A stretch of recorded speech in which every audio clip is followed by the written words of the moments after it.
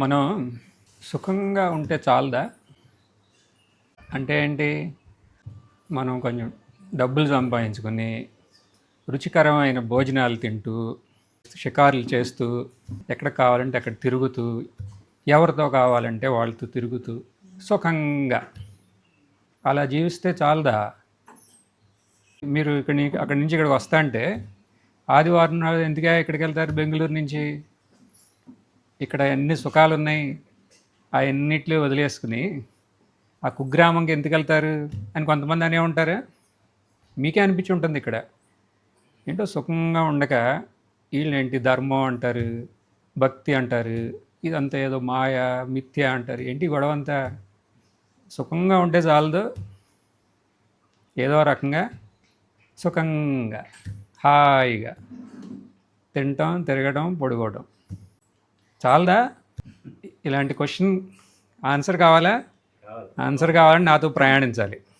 చాలా అంటే చాలు, చాలదు అంటే కొంతమందికి ఇది చాలు అంటున్నాం,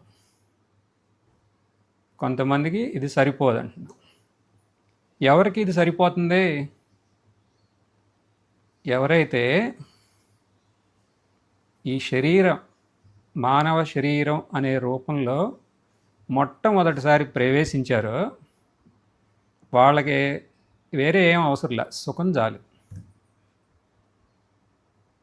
అలా కాకుండా ఎన్నోసార్లు ఈ శరీరంలో ప్రవేశిస్తే వాళ్ళకే ఈ సుఖం చాలదు. ఇదేంటిది? మొట్టమొదటిసారి వచ్చారనుకోండి, అంటే అంతకుముందు వేరే జన్మలు ఉన్నాయి కదా, వాటిల్లో నుంచి మొట్టమొదటిసారి మానవ రూపంలోకి వస్తే మనం ఏం చేస్తాం? ఈ మానవ రూపంలో ఉన్న సుఖాలన్నిటినీ అనుభవించాలి అని ఒక ఆరాటం ఉంటుంది, ఒక ఉత్సాహం. వాళ్ళని ఆపగలరా మీరు? వాళ్ళని ఆపలేరు.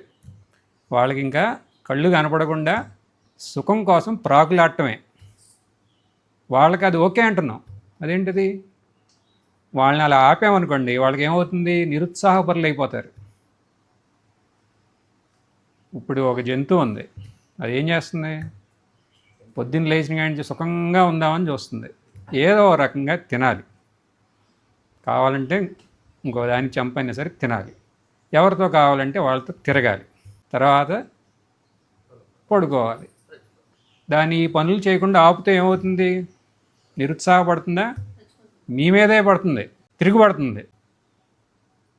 దానికన్నా బెటర్ ఏంటిది? వాళ్ళని అలా వదిలేయటం. అలాగే ఇక్కడ కూడా మొట్టమొదటిసారి వచ్చిన వాళ్ళు అలా వదిలేయాలంటున్నాం. నేనే కాదు, స్వామి వివేకానంద కూడా అన్నారు ఇలా. ఆయన ఏమన్నారు? If you are gloomy, you be in your room and shut yourself, don't go out and spoil the mood of the world అంటారు. అంటే మీకు ఒక నిరుత్సాహంగా అలా ఉంటే మీరు దయచేసి ఒక పని చేయండి అంటున్నారు ఆయన. ఏంటి? మీ ఇంట్లో బయట గడబెట్టుకుని లోనే కూర్చోండి అంటున్నారు, బయటికి వెళ్ళమా అండి. ఎందుకని? మీ నిరుత్సాహమైన మొహం చూస్తే వేరే వాళ్ళకి కూడా నిరుత్సాహం వస్తుంది. దాని అర్థం ఏంటి? సుఖంగా ఉండండి అంటున్నారు ఆయన. కానీ ఇది అందరికీనా? కాదు. మొట్టమొదటిసారి ఈ మానవ శరీరంలో ప్రవేశించిన వాళ్ళకి, వేరే వాళ్ళకి కాదు. వేరే వాళ్ళంటే ఎవరు? అనేక జన్మలు. సరే, ఇప్పుడు మనం మొట్టమొదటిసారి ప్రవేశించామా, లేకపోతే అనేక జన్మలు ఈ మానవ అవతారం ఎత్తామా? తెలుసుకోవాలి అది. మానవ జన్మం ఎత్తకముందు మనం ఎన్ని రకాల రూపాల్లో బయటకు వచ్చామో తెలుసా? మానవ రూపంలో రాకముందు 80 లక్షలు. ఎవరంటున్నారు?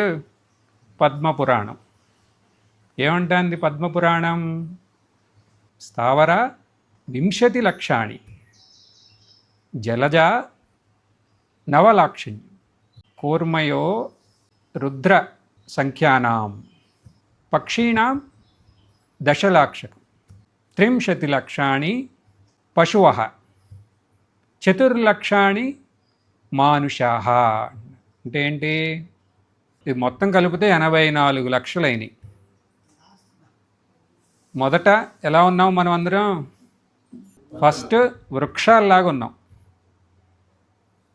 ఎన్ని లక్షల వృక్షాల రూపంలో మనం ఇక్కడికి వచ్చాం? 20 లక్షల రూపాల్లో ఉన్న వృక్షాలుగా మనం ఇక్కడికి దిగాం. తర్వాత నీరులో ఈత కొడుతూ ఉన్నాం, జలజ. అది ఎన్ని లక్షలు? 9 లక్షలు. 9 లక్షల రూపాలు ఉన్నాయి నీళ్ళల్లో జీవించేవి. తర్వాత ప్రాకటం మొదలుపెట్టాం. అంటే ఎవరు? పురుగు, పుట్ర, పాము, తేలు, ఇవన్నీ. అవి ఎన్ని రకాలు ఉన్నాయి? రుద్ర శాంఖ్యానాం 11 లక్షలు. తర్వాత పక్షులు అవి ఎన్ని ఉన్నాయి? 10 లక్షలు ఉన్నాయి. తర్వాత 4 కాళ్ళ మీద పశు, వారెంతమంది ఉన్నారు? 30 లక్షలు. అయిందా? తర్వాత మనుష్యులుగా వచ్చాం. శ్లోకం ఇక్కడితో ఆగట్లా. 4 లక్షల రూపాలు ఉన్నాయంటే ఇక్కడ మనుషుల్లో కూడా. 4 లక్షల రకాలైన మనుషులుగా మీరు ఇక్కడికి వచ్చారు. జాగ్రత్తగా వినండి, ఇది మనకు చర్చాంశం. అంటే ఇక్కడ మనందరం ఒకటి కాదా? కాదు, 4 లక్షల రకాల మనుషులు ఉన్నారంట ఇక్కడ. ఇదేంటండి 4 లక్షల మనుషుల? ఏమంటే మీరు లేచి అడగాలి, ఏంటి ఏం మాట్లాడుతున్నారు? అదే కనుక పక్షులు ఎన్నో రకాలు ఉన్నాయి, అర్థం చేసుకుంటాం. సరే, ప్రాకే అవి కూడా ఉన్నాయి, నీళ్ళల్లో జీవించే అవి కూడా ఎన్నో ఉన్నాయి. చెట్లు అంటారా, లెక్కలేనన్ని ఉన్నాయి. ఎన్ని మేము ఒప్పుకుంటామండి. జంతువులు కూడా తెలుసు మనకి, పశువులు. మనుషులు ఏంటండి, 2 కాళ్ళ మీద నడుస్తూ ఉంటారు, అందరూ ఒకటేగా? కాదంటున్నాం. 4 లక్షలు. ఏంటి వీరు 4 లక్షల మంది ఎలా సాధ్యం ఇది? ఈ మానవ రూపంలోకి వచ్చే ముందు ఎన్ని రకాల రూపాల్లో ఉన్నారు? 80 లక్షల రూపాల్లో ఉన్నారా? అక్కడ మీరు ఆర్జించిన సంస్కారాలన్నీ మీలో ఉన్నాయి, హెచ్చు తగ్గులుగా. అవునా? దాన్ని బట్టి మీరు 4 లక్షల రకాలు. ఇది నేను చెప్పింది అర్థమైందా? ఆ సంస్కారాలన్నీ ఉన్నాయి. అవి అందరికీ ఒకే రకంగా ఉండవుగా కదా, అన్ని రకాలు మీకు తెలిసేమో కదా. మీరు కొంతమందిని మీరు ఎవరిని అప్పుడప్పుడు దూషించాలంటే ఏదో ఒక కోతిలాగా చేస్తావేంట్రా, ఇది గాడిద, కుక్క మామూలుగా అంటూ ఉంటారుగా. ఎందుకంటే అప్పుడప్పుడు వాళ్ళల్లో ఆ అంశాలు ప్రకట రూపాల్లో ఉన్నాయి. అదే ఇలా ఈ రకంగా అంటే అంతమంది ఉన్నారు. ఈ జంతు సంస్కారాలు ఎక్కువ ఉన్న వాళ్ళందరికీ మనం ధైర్యంగా ఒకటి చెప్పొచ్చు, సుఖంగా ఎలాగోలా జీవించవయా అని చెప్పొచ్చు. ఎవరికే? వీళ్ళకే. కానీ ఇది అందరికీ వర్తించదు అంటున్నాంగా. మరి ఎవరికి ఇది వర్తించదు? ఇది మనం స్పష్టంగా తెలుసుకోవాలంటే వివేక చూడమనిలో ఒక శ్లోకం చూద్దాం. జంతూనాం నరజన్మ దుర్లభం అతో పుంస్తం తతో విప్రత తస్మాత్ వైదిక ధర్మ మార్గ భరత విద్వత్వం అస్మాత్ పరం. ఏమంటున్నారు ఇక్కడ? 4 రకాల వాళ్ళు ఉన్నారు, వీళ్ళకే ఇది వర్తించదు. ఏంటి? ఏదో రకంగా సుఖంగా జీవించండి అంటున్నామే, అది వర్తించదు వీళ్ళు నలుగురికి అంటున్నాం. జాగ్రత్తగా ఏమనండి, తర్వాత అసలు మీరు ఎక్కడున్నారు ఏంటి అని ఒక్కొక్కరిని అడుగుతా. 4 వీళ్ళకి వర్తించదు అంటున్నారు. అంటే వీళ్ళ 4లో పశు సంస్కారాలు లేవంటున్నారు. ఎవరు 4? పుంస్త్వం అంటే ఏదో ఒక రకంగా సుఖంగా జీవించుదామని అనుకోరు వాళ్ళు. ఏదో రకంగా అంటే వేరే వాళ్ళకి హాని చేస్తూ అలా అనుకోరు వీళ్ళు. మరి ఏంటిది పుంస్త్వం అంటే? వాళ్ళు సత్యంగా, అహింసగా వేరే వాళ్ళని హాని చేయటానికి వెళ్ళరు. ఏదో రకంగా డబ్బులు సంపాదిద్దామని అనుకోరు వీళ్ళు. వాళ్ళ సహధర్మచారినితో వాళ్ళు ఎలా ఉంటారు, చాలా విశ్వాసపూర్వకంగా వాళ్ళతో జీవిస్తారు. పుంస్త్వం అంటే వీళ్ళు. తర్వాత నెక్స్ట్ విప్ర అంటే ఇప్పుడు మన సమాజానికి ఉపయోగపడే అర్థాలు మనం చూద్దాం. ఇక్కడ విప్ర అంటే ఎవరు, ధర్మం అంటే ఏంటి, అధర్మం అంటే ఏంటి అనేది స్పష్టంగా గ్రహిస్తారు వీళ్ళు. గ్రహించి ధర్మ మార్గంలోనే వెళ్ళటానికి వీళ్ళకే ఉత్సాహం ఉంటుంది, వీళ్ళకే వర్తించదు అది. 2 తర్వాత 3 వైదిక ధర్మ మార్గ పరత అంటే ఏంటి ఇక్కడ వైదిక ధర్మ మార్గం అంటే ఇప్పుడు ఈ రోజుల్లో అంటే నిష్కామమైన భక్తి, నిష్కామ సేవ, ఈ రెండిట్లోనూ బాగా ఉత్సాహం ఉంటుంది వీళ్ళకి. జాగ్రత్తగా ఉండండి. నిష్కామమైన భక్తి, ఈశ్వరుడు ముందుకెళ్ళి లెక్క తీయటం కాదు, ఇదిగో ఇవన్నీ నాకు ఇవ్వని. నీకేం కావాలయ్యా, నాకు వ్యాపారంలో ఒక 10 కోట్లు లాభం రావాలి, సరే నాకేం ఇస్తావు, ఇదిగో ఈ డజన్ అరటిపళ్ళు ఉంచుకో అంటారు. ఏమైనా అర్థం ఉందా? ఇదేంటండి, ఇది నిష్కామ భక్తా, సకామ భక్తి. వీళ్ళు అటే వెళ్ళరు, వీళ్ళు నిష్కామ భక్తి, నిష్కామ సేవ. ఏమన్నా చేస్తే పరోపకారంగా ఏమన్నా చేస్తే ఇక ప్రదర్శించరు, మా వల్లే అయిపోయింది అని, అంతా ఆ ఈశ్వరుడి వల్ల అయిందనుకుంటారు. వీళ్ళెవరు, వైదిక ధర్మ మార్గ పరత, వీరికి వర్తించదు అది. తర్వాత విద్వత్వం అంటే వీళ్ళు ఏం చేస్తారు, వీళ్ళు అసలు సత్యం అంటే ఏంటి, అసలు ఆనందం అనేది ఎక్కడుంది, ఈ ఆనందం నాలోనే ఉందా ఏంటి అనేది వీళ్ళకి సంశయం వస్తుంది. సంశయం వచ్చి అక్కడితో వదలరు. ఓ నాలోనే ఉంది అని స్పష్టంగా గ్రహిస్తారు వీళ్ళు. ఇప్పుడు వీళ్ళందరికీ మీరు సుఖంగా ఉండండి అయ్యా అంటే వాళ్ళు మిమ్మల్ని ఎలా చూస్తారు, వీళ్ళలో ఏ జంతువు ప్రబలంగా ఉంది అని చూస్తారు వాళ్ళు. అంతేకాదు వాళ్ళు ఏమంటారు మిమ్మల్ని, ఏమయ్యా సుఖంగా సుఖంగా సుఖంగా అంటున్నావే, దాంట్లో నిజంగా సుఖం ఉందా అని అడుగుతారు. ఉంది కదండి, రండి మా బెంగళూరులో ఐస్ క్రీమ్ తినండి వేసవకాలం, మీకు తెలుస్తుంది అంటారు మీరు. వీళ్ళేమంటారు, బాబు నీకు సుఖం వచ్చే వాటి కోసం నువ్వు పరితపించావా, అప్పుడు నీకు సుఖం ఉందా, లేదు, దుఃఖం ఉంది కదా, అది ప్రాప్తం అవుతుందో లేదో అని ఒక ఆందోళన, అప్పుడు సుఖం ఉందా, లేదు, అది ప్రాప్తం అయిందో అది ఏ నిమిషమైనా పోతుంది, అప్పుడు సుఖం ఉందా, లేదు, అది పోనే పోయింది, అప్పుడు సుఖం ఉందా, లేదు, మరి ఏంటా నీ సుఖం అంటారు వీరు. నీకేంటి ఉంది అక్కడ, సుఖంలాగా అనిపించింది కదా, నువ్వు అశాంతితో ఉన్నావు అంటున్నారు వీరు. అశాంతితో ఉన్నారా, అవును.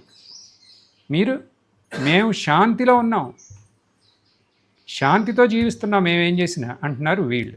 వీళ్ళకి వర్తించదు కదా అది. సరే ఇప్పుడు ఇవన్నీ చూసాం, మనకి తెలిసిందా ఇప్పుడు మనం ఎక్కడున్నాం అనేది. మనం మొదటిసారి వచ్చామా ఇక్కడికి, పలుసార్లు వచ్చామా, లేకపోతే ఈ నలుగురిలో ఉన్నామా, ఇది స్పష్టం అవుతుంది. సర్లేండి, మేము మీరు చెప్పిన దానికన్నా ఇంకా విలక్షణంగా ఉన్నామంటారేమో. అదేంటి, ఇంకొక కేటగిరీ. ఇప్పుడు ఈ రోజుల్లో ఇలాంటి కేటగిరీ ఇంకోటి ఉంది. వీళ్ళేంటి, మాకు మీరు చెప్పినట్టే మేము ఈ 4 ఎంతో కొంత మాలో ఉన్నాయి. ఈ 4 ఏంటి, వివేక చూడమణిలో చెప్పిన ఈ 4 మాలో ఉన్నాయి. ఎలా చెబుతున్నావు అంటే, మేము చాలా డీసెంట్గా బతికే వాళ్ళం కదా, ధర్మం అధర్మం ఏంటో మాకు తెలుసు, మేము కూడా ధార్మికంగా జీవించడానికి ప్రయత్నము చేస్తున్నాం. అంతేకాదు ఇంకా నిష్కామ భక్తి ఈ ఆశ్రమాలకు వచ్చిన తర్వాత మాకు అలవాటైనాయి. నిష్కామ భక్తి, నిష్కామ సేవ. సత్సంగులు వింటున్నాం, ఆన్లైన్లో వింటున్నాం, కాబట్టి ఎంతో కొంత మాలోనే సుఖం ఉందనేది కూడా మాకు తెలుసు. మరి ఇంకేంటి అన్నాను. కానీ అప్పుడప్పుడు నాకు సుఖం వైపు మనసు వెళ్ళిపోతుంది అంటున్నా. అవునా? అలా అనిపిస్తుందా? ఇదంతా ఉన్నా అయినా సరే ఏంటో అప్పుడప్పుడు ఏంటి ఇదంతా హాయిగా చూడు, వేరే వాళ్ళందరూ సుఖంగా ఉన్నారు, ఎందుకు ఇవన్నీ కదా అనిపిస్తుందా? అంతే. అంటే ఒకరోజు సత్సంగం వస్తే మళ్ళీ 4 రోజులు రారు. అంటే ఈ ఒకరోజు ఈ 4 రకాల్లో ఒకళ్ళలాగా ఉన్నారు, మిగతా 4 రోజులు ఎలా ఉన్నారు? అలా అలా ఉన్నారు. ఇలాంటి వాళ్ళు ఉన్నారా ఇక్కడ? ఉన్నారు. ఏం ప్రమాదం లేదు. ఎందుకంటే ఈ ఆధ్యాత్మిక మార్గంలో ఎక్కువగా కనబడేవాళ్ళు ఈ కోవకు చెందిన వారే. సరే, ఈ గ్రూప్ కూడా చూసాము. ఇప్పుడు మనం దీంట్లో ఎలా బయటపడతాం? మనం మార్గం ఉందా? ఉంది. ఏంటి ఆ మార్గం? సత్సంగం. సత్సంగం అంటే ఏంటి అసలు? చేతులు కట్టుకుని కూర్చుంటాం కదా సత్సంగం అంటే. అంతేకాదు. మరి ఏంటి సత్సంగం? ఎక్కడ మీరు కూర్చుంటే అక్కడ మీకు ఒక ధార్మిక జీవితం అంటే ఏంటి అనే తెలవటం ప్రారంభించిందో, మీకు ధార్మికమైన జీవితాన్ని మీరు జీవించాలి అని మీకు ప్రోత్సాహం ఎక్కడ దొరుకుతుందో అది సత్సంగం. తర్వాత నిష్కామ భక్తి, నిష్కామ సేవకు ప్రోత్సాహం లభిస్తే ఎక్కడ? ఆ చర్చలో, అది చర్చలో అంటే ఆ డిస్కషన్లో అది సత్సంగం. ఎక్కడైతే మీకు మీలోనే ఆ సుఖం ఉందే, ఆ సుఖం లాగా మీరు ఉండటానికి నేర్పే ఒక చర్చ, అది సత్సంగం. ఇది సత్సంగం అంటే. ఈ సత్సంగం ద్వారా మీకు మీలో ఉన్న ఈ జంతు అంటే ఈ పశు సంస్కారాలన్నిటి నుంచి బయటపడే అవకాశం ఉంది అంటున్నాం. జంతు సంస్కారాల నుంచి బయటపడే అవకాశం ఉంది. ఉందా అంటే ఉంది. అలా సాధ్యమేనా? సంశయం వస్తుందేమో. ఎన్ని రకాలు? 80 లక్షల రూపాల్లో మనం దిగాం ఇక్కడికి. అన్ని సంస్కారాలు మనలో ఉన్నాయి. అవన్నిటినీ సత్సంగంతో తుడిచివేయొచ్చా? తుడిచివేయొచ్చు అంటున్నాం. ఎలా? ఏంటి ప్రూఫ్ అన్నారు అనుకోండి. కొంచెం సైన్స్లోకి వెళ్దామా? జువాంథ్రోపిక్ డెల్యూషన్ అంటే విన్నారా ఎప్పుడన్నా? జువాంథ్రోపిక్ డెల్యూషన్ అంటే ఏంటంటే, మనలో ఒక పశువు రూపంలో ఉన్న సంస్కారాలే కాదు, బయట కూడా పశువులాగా ప్రవర్తించడం మొదలు పెడతాం. బాహ్యంగా అలా జరగచ్చా? జరగచ్చు. ఎన్నో కేసులు రిపోర్ట్ అయినాయి ఇలాంటి ఈ మెడికల్ జర్నల్స్లో. ఈ మధ్య కాలంలో వచ్చినాయి 2. ఒకటేమో బెల్జియంలో, ఇంకొకటేమో జర్మనీలో. బెల్జియంలో ఏమైంది? ఒక ఆవిడ వాళ్ళ తోటలోకి వెళ్ళింది, గార్డెన్లోకి వెళ్ళి ఏం చేసింది? కోడిలాగా కూర్చుందంట. కూర్చుని కోడిలాగా కుయ్యటం మొదలుపెట్టిందంట. అంటే అదేంటి? జంతు బాహ్యంగా. తర్వాత ఇక్కడేమైంది? జర్మనీలో దాన్ని చికెన్ డెల్యూషన్ అంటారు. జర్మనీలో ఇంకొక కేసు ఇదేంటి? మేర్ వుల్ఫ్ డెల్యూషన్ అంటారు దీన్ని. మేర్ వుల్ఫ్ డెల్యూషన్ అంటే ఏంటి? ఒకటికే ఆయన తోడేలు అనుకుంటున్నాడు. తోడేలు అంటే తెలుసా? నేను తోడేళ్ళని అనుకుని ఆ తోడేలులాగా హౌలింగ్ అంటే ఊళ కోతలు వేయటం మొదలెట్టాడు.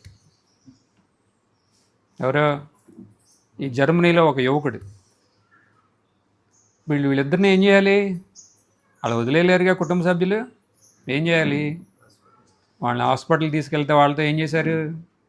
వాళ్ళకి కావాల్సిన మందు ఇచ్చి కాగ్నిటివ్ బిహేవియరల్ థెరపీ అంటే ఏంటి? కౌన్సిలింగ్. కౌన్సిలింగ్ ఇచ్చారు వాళ్ళకి. ఇస్తే ఏమైంది వాళ్ళకి?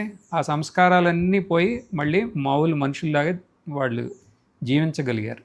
చెప్పిన ఉద్దేశం ఏంటి?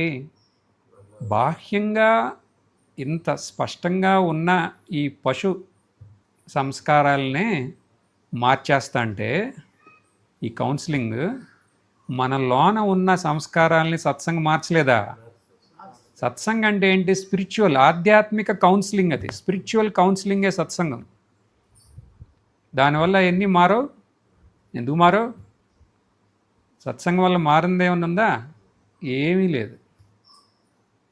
ఏముందండి, ఎప్పుడు అదే చెబుతారుగా, అప్పుడే ఎప్పుడు అదే చెబుతారుగా అని ఎవరికైనా అనిపించిందంటే వాళ్ళు అసలు ఇంటర్లా ఎంతో కొంత ఇక్కడ అక్కడ కొద్దిగా చదివింది ఇన్నదే లోన పెట్టుకుని దాంట్లో నుంచి బయటికి రాలేకపోతున్నారు. ఇంకా వారి గురించి కాదు ఇక్కడ నేను అనేది. ఈ కావాల్సిన శ్రద్ధతో సత్సంగం అంటే సత్సంగం సాధించలేనిది ఏమీ లేదు. ఇప్పుడు వరకు ఆధ్యాత్మికంగా ఎవరైనా ఏమన్నా సాధించారంటే దానికి కారణం ఏంటి? సత్సంగమే. సత్సంగం వల్లే. ఏం చేస్తుంది సత్సంగం? చూసాంగా ఇందాక, ధార్మికమైన జీవితం అంటే ఏంటి తెలుసుకుంటానికి మనకు ప్రోత్సాహం ఇస్తుంది. అంతేకాదు, కర్మ అందరం చేస్తాంగా, దాన్ని కర్మ యోగంలాగా ఎలా చేయాలి అనేది మనకు నేర్పుతుంది. కర్మ మనకి ఏం చేస్తుంది? మనం ఉన్న సంస్కారాలతో మనం జీవిస్తాం అంతే. కానీ కర్మ యోగంలాగా చేస్తే, ఈశ్వర అర్పణం ప్రసాద బుద్ధితో చేస్తే అప్పుడు ఆ సంస్కారాల నుంచి మనం బయటపడతాం. భక్తిని భక్తి యోగం చేస్తుంది. భక్తి యోగం అంటే ఏంటి? మీరు చేసే ఆ భక్తి పరమాత్ముని వైపు తీసుకెళ్తా అంటే, నిజంగా పరమాత్ముని వైపు తీసుకెళ్తా అంటే దాన్నే భక్తి యోగం అంటారు. కానీ మన యొక్క భ్రమలో మనం కూరుకుపోతే దాన్ని భక్తి అక్కడే సకామంగా ఉండేది దాన్ని భక్తి యోగంగా మారుస్తుంది. జ్ఞానాన్ని జ్ఞాన యోగంగా. ఏంటిది జ్ఞానం, జ్ఞాన యోగం? జ్ఞానం అంటే ఏంటి? అక్కడ ఇక్కడ ఎక్కడ ఏదో ఒకటి చెప్పింది ఒక ఊహలోకుంటూ కొంచెం మధ్య మధ్యలో యూట్యూబుల్లో సత్సంగులు చూస్తూ, ఈ పేపర్లో ఒక ఆధ్యాత్మిక కాలం ఉంటుందిగా, అవి చదివేసి ఏదో తెలిసింది అని ఒక భ్రమలో ఉండటం. ఇది ఇక్కడ ఈ సందర్భంగా జ్ఞానం అంటే. జ్ఞాన యోగం అంటే అలా కాదు. ఇది కొంచెం మనకన్నా కొంచెం బాగా తెలిసిన వారి దగ్గరికి వెళ్ళి వాళ్ళతో మీరు చర్చ, you have to discuss with them కదా. మీరు వాళ్ళతో చర్చ చేస్తే అప్పుడు మీకేం తెలుస్తుంది? ఈ స్వరూపం అంటే ఏంటనేది తెలుస్తుంది. ఈ సచ్చిదానంద స్వరూపం అంటే ఏంటి? అది నేనే తెలవడమే కాదు, అది మీ అనుభవంలాగా మీకు మిగులుతుంది. ఇవన్నిటికీ చేసే సామర్థ్యం దేనికి ఉంది? సత్సంగంలో ఉంది. అవునా? సరే, ఇవాళ మనం చాలా తెలుసుకున్నాం అనుకుంటా. ఏమేమి తెలుసుకున్నాం? సుఖంగా ఉంటే చాలా అనే సంశయం ఎప్పుడన్నా వస్తే దానికి ఆన్సర్ తెలుసుకున్నాం.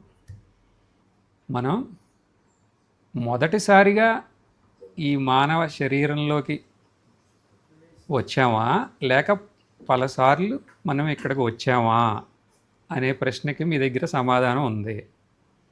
తర్వాత మనలో ఏమైనా పశు సంస్కారాలు ఉంటే అవన్నిటినీ తొలగించుకునే మార్గం కూడా మనకు ఇప్పుడు తెలుసా? ఇవన్నీ మనం తెలుసుకున్నాం ఇవాళ. కాబట్టి మనం గురుకృప వల్ల, పరమాత్ముని అనుగ్రహం వల్ల ఎప్పుడు అవకాశం దొరికినా ఆ సత్సంగంలో పాల్గొనడానికి వెనకాడకూడదు. ఉత్సాహంతో నిరంతరం సత్సంగంలో పాల్గొనాలి. ఒక్కొక్క సత్సంగంలో మీరు కూర్చుని మళ్ళీ ఇక్కడి నుంచి బయటికి వెళ్తే ఆ కూర్చున్న వ్యక్తి కాదు మళ్ళీ బయటికి వెళ్ళేది. అది సత్సంగం యొక్క ప్రభావం అంటే. అలాంటి సత్సంగంలో మనం పాల్గొని మన స్వరూపం ఏమిటో గుర్తించి, స్వరూపం ఏంటి? ఆనందం, ఆ శాంతి అనేదే మన స్వరూపం. ఆ శాంతి అనే ఒక తెర మీద మన జీవితాన్ని మనం కొనసాగిద్దాం. సరేనా? ఓం పూర్ణమద పూర్ణమిదం పూర్ణాత్ పూర్ణముదచ్యతే పూర్ణస్య పూర్ణమాదాయ పూర్ణమేవావశిష్యతే. ఓం శాంతి శాంతి శాంతి.